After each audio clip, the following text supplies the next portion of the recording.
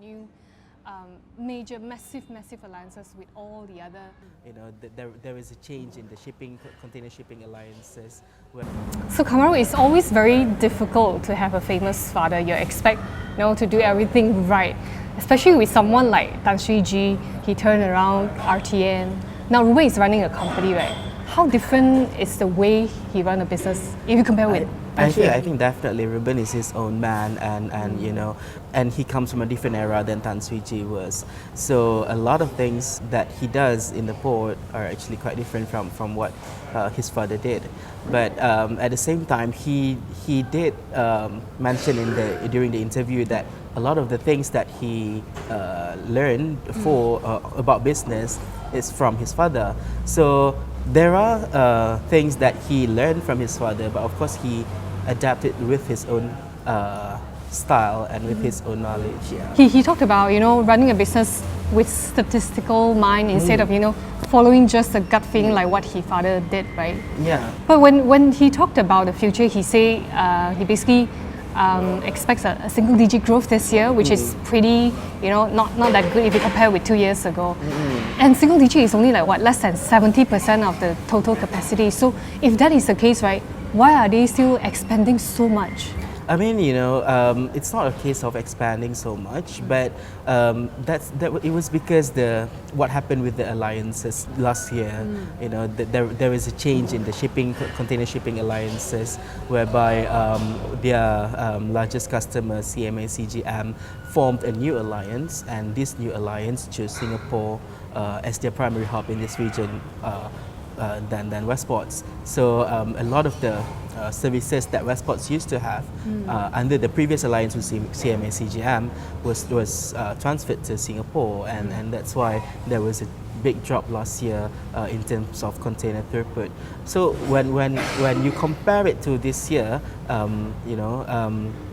Westports is expecting a single-digit growth because Ruben is expecting the first half of the year is still going to be negative for Westports. It's just starting from July, August, then only he see container throughput is going to recover after a period of 15 months. So basically, Ocean 3 is no longer there, and Ocean Alliance is a new major, massive alliances with all the other big shipping lines, right?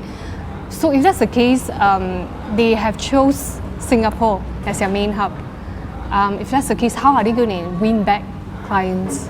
I mean, the Ocean Alliance has chosen Singapore as their primary hub. Yeah. Of course, there are some of the services they are still using Westports as their hub in this region.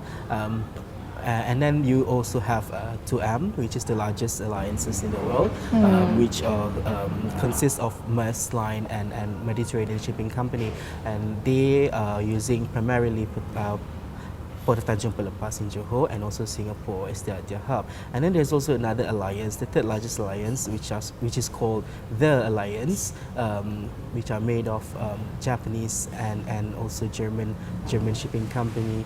And then they haven't decided where they are going to use, which port in Southeast Asia they are going to use as their regional hub. So there might be a potential for Westports to win some of the services under the alliance.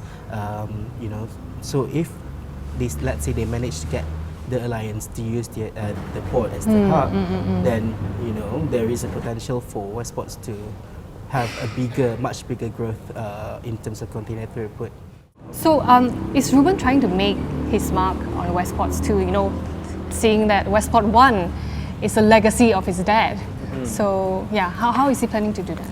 Well, Westports, the current Westports, or we call it Westports 1, since now there is a Westports 2, it will always be considered as Tan Sri Ji's legacy.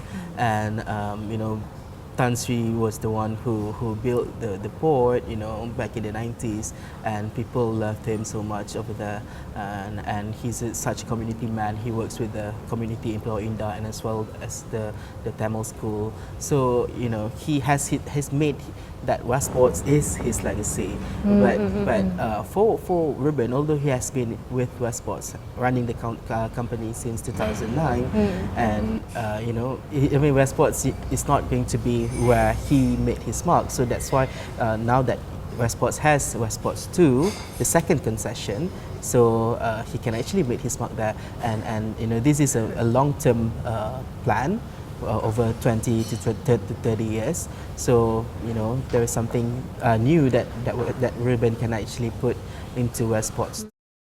For more on the stories, pick up a copy of The Edge Weekly at all good newsstands.